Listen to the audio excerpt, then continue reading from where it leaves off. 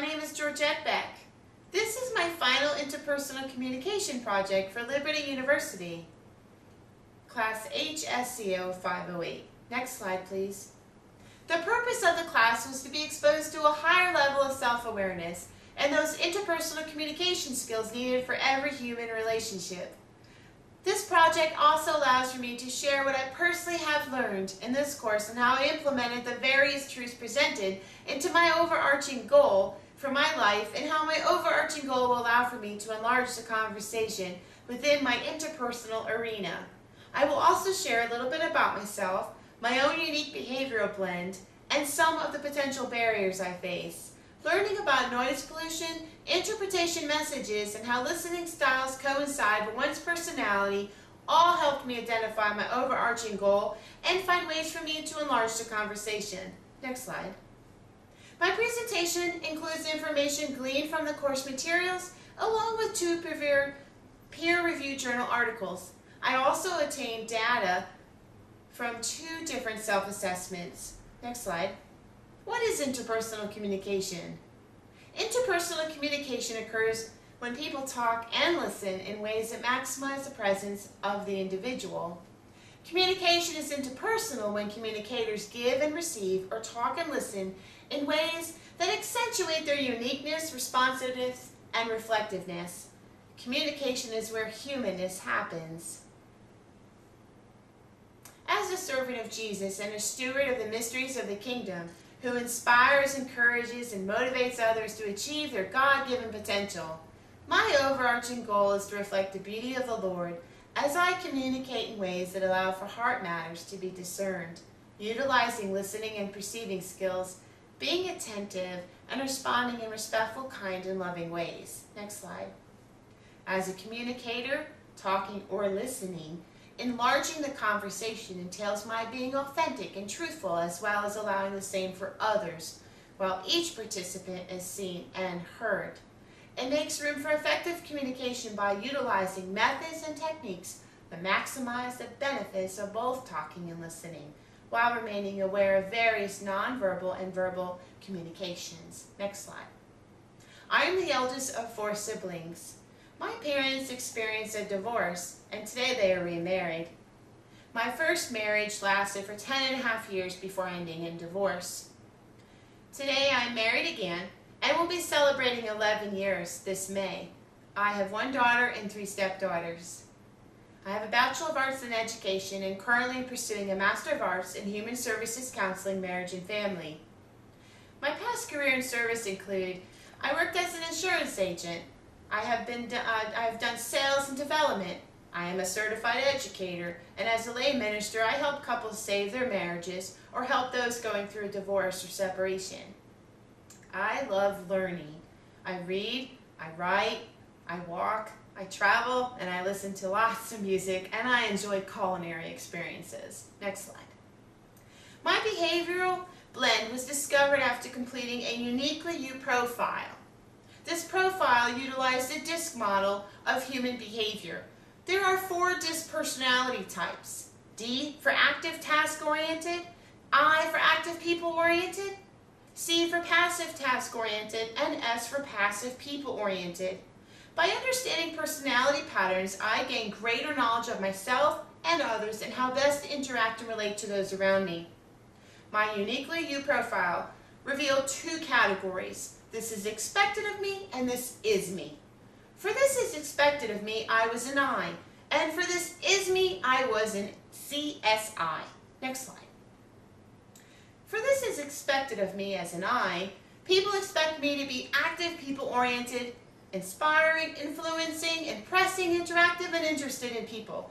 I love to talk, affect people with words and stories. I am friendly, outgoing, optimistic, and charismatic. I am transparent, creative, and passionate. Next slide, please. For this is me as a CSI, I have strong people skills. I am outgoing and reserved. I love to influence and interact with people. I am enthusiastic, upbeat, and friendly.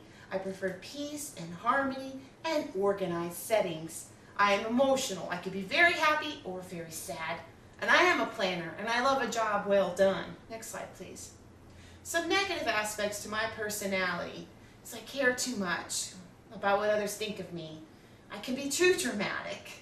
I often don't think before reacting. I interrupt others. I think too much along about solving a problem. I worry and feel torn about what to do. Next slide, please. Another self-assessment report revealed that I was insightful, and my score was 84. The report said I was extremely adept at interpreting people's words and actions and seeing things from their perspective.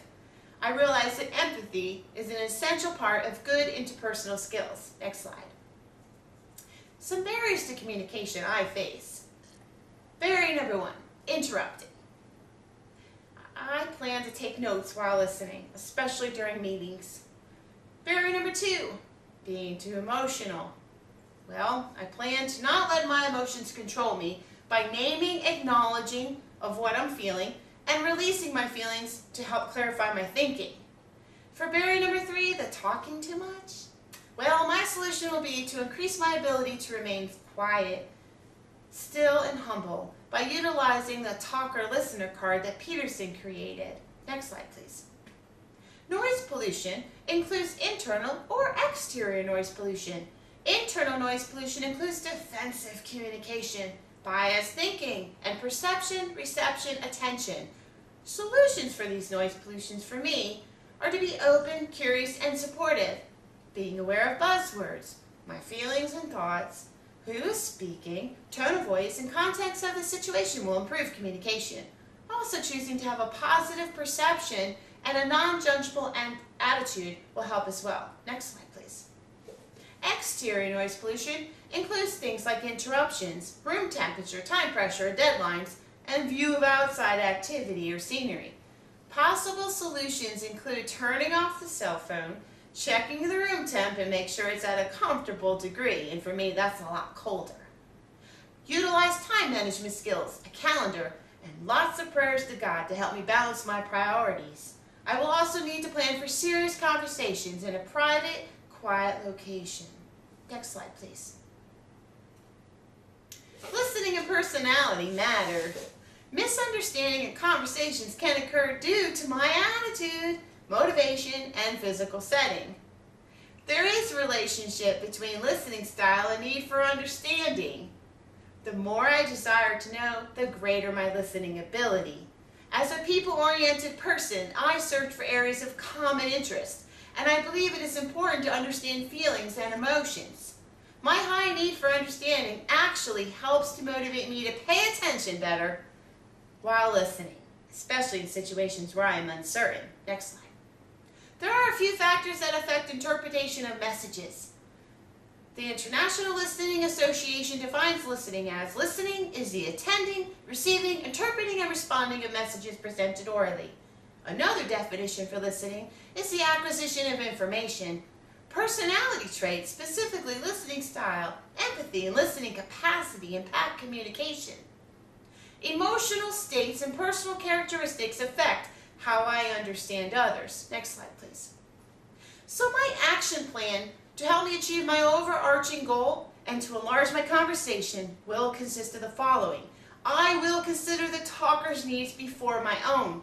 I will remain aware of my somatic filters and realize that judgments made about people are based on how I understand what I see and perceive.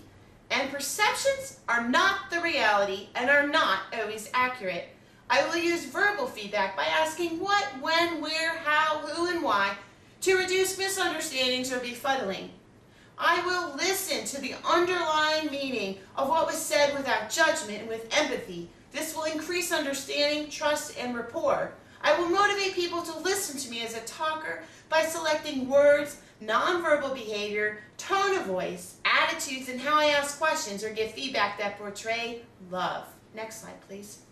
I encourage you to take a look at some of these resources that are listed here in my bibliography and decide how you can create an overarching goal for your life as you take steps to enlarge the conversation and your spheres of influence.